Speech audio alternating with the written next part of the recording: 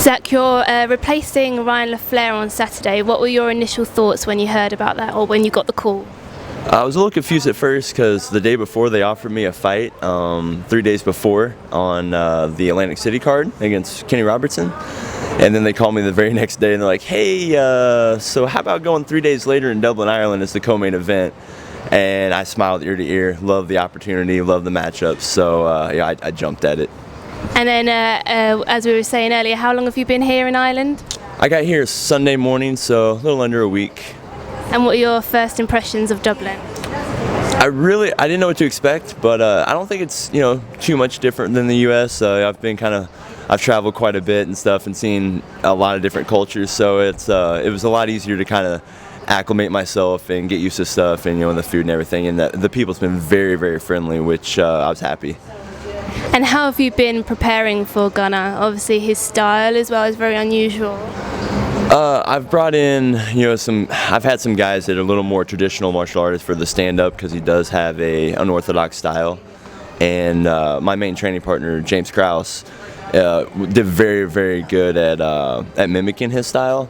And then really on the ground and stuff, I'm not too worried about it. I train with a three-time world champion daily, so I see that level of jiu-jitsu on a daily basis. So I just took it as a normal fight and game planned a little bit, and I think we're ready.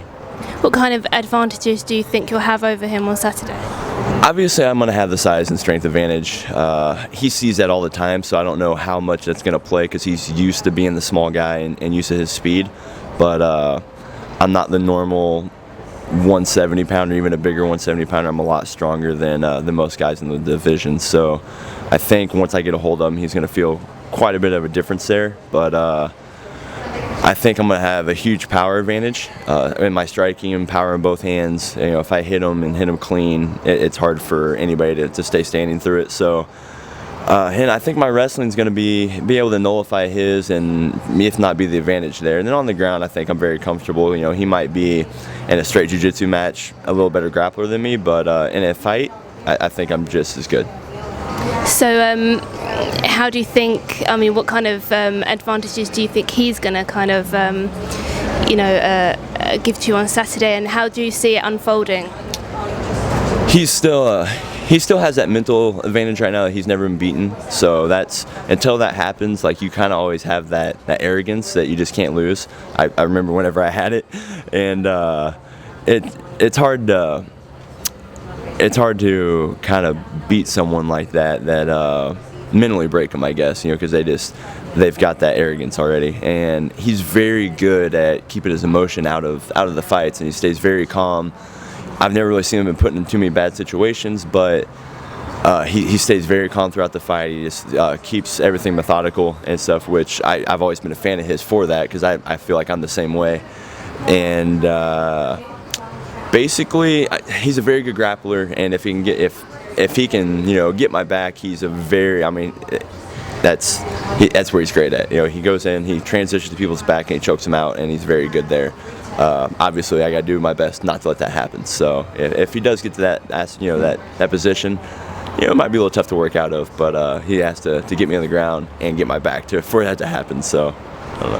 How important would this win be for you? Sorry. This one would be huge for me. It's a great opportunity to step up and have this co-main event fight and finally get someone a little higher ranked than my opponents in the past. So it proves and verifies me that if I get this win, that I deserve to have these ranked fights. I deserve that I'm one of the best guys in the world, and that my next opponent should be the same. I'll just keep moving forward.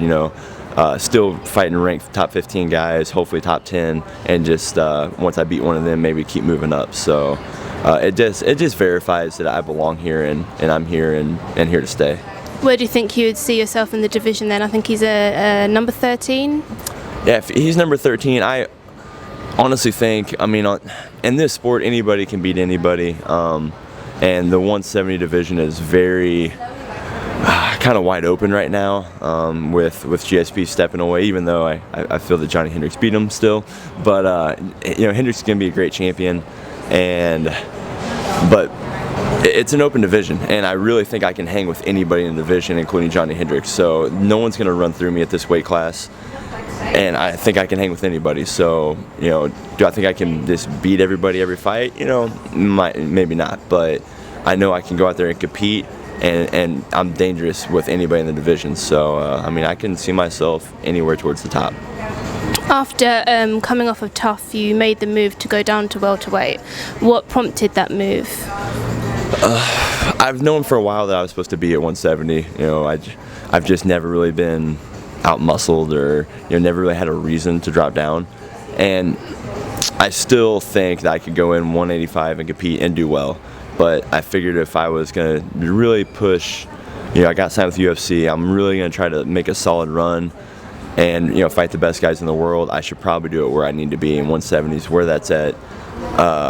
You know, so really losing on the show might have been the best thing for me, because it kind of got me thinking a little more like, you know, hey, let's if we're getting a shot at the UFC, why not let's try at 170 and just go from there, instead of going out doing well in the show, winning the show, and then just being stuck at 85. Even though Kelvin won, then dropped down to 70, I probably wouldn't have done that. I probably just stayed there and just stayed my weight class normal. So I think losing in the show really kind of prompted it, maybe, and just kind of gave me that little extra push over the edge, like, hey, you know, let's try this, and I love it. I'm great here. I've made some lifestyle changes, and this is where I need to be, and it's, you know, it's where I belong.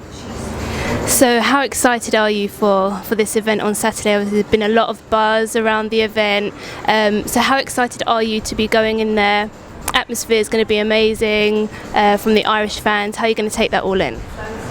I'm just going to take it and embrace it and go out there and put on a war for these fans. I've heard that it's going to be insanely loud in there, and I feed off of the fans and this loud atmosphere and everything, this crazy atmosphere. I love it. So, you know, if they're booing me, if they're cheering me, I don't really care. If they're loud, I'm going to take that energy and I'm going to feed off of it, and it's going to make me fight harder. And I know by the end of the fight, I'm definitely going to win over some fans, some of these Irish fans that might be pulling for Gunnar at first. But I don't know. So I'm really excited for it. I can't wait for it, and it's going to be just an amazing energy in there, and I'm just going to accept it all. Is there any pressure coming in as the underdog? I love the underdog role. You know, my last fight, I was like a 4-1 underdog, which I found laughable. I think actually I was in the cage, and as Cabral was entering the cage, it showed his you know, his name and record in the betting lines, and I started laughing like right before the fight. I was just like, "Are you kidding me? Like, there's no way." So I mean, I know my skill set. You know, I know what I can do. These odd makers don't, so I don't really care at all. I know that we're a lot more evenly matched. Gunnar knows we're a lot more evenly matched than these odds makers do. So I might be the underdog, but if you sleep on me, it's going to be a short night for you. And what's your prediction for the win? I'm going to predict it an all-out war. It's going to be a very technical battle between us. He's very technical, so am I. But he looks to finish, I look to finish, and I look to going out and using my power and probably have the ref pull me off of him here in, you know, the second or third round. Brilliant. We look forward to seeing that. Thank you for taking the time out to speak to us. Thank you. Thank you. Thank you.